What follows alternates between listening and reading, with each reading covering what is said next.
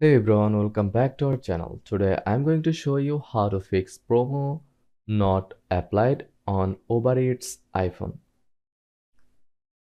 Check promo code's terms. Ensure the promo is valid, not expired, and meets the minimum order requirement. Some promos only work for specific restaurants or payment methods. Then update the app.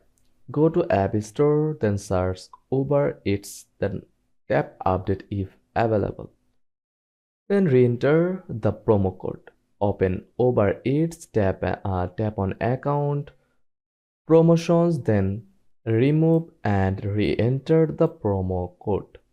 Now change payment method. Some promos only apply to credit cards or specific payment methods. Try switching payment methods before checkout. Now clear cache and restart app. Go to iPhone settings, Uber Eats, then toggle offload app, then reinstall. Finally, contact Uber support. Go to help, then promotions and offers, issue with a promo code and report the problem. If this guide was helpful, don't forget to like and subscribe for more quick tutorials. Thanks for watching.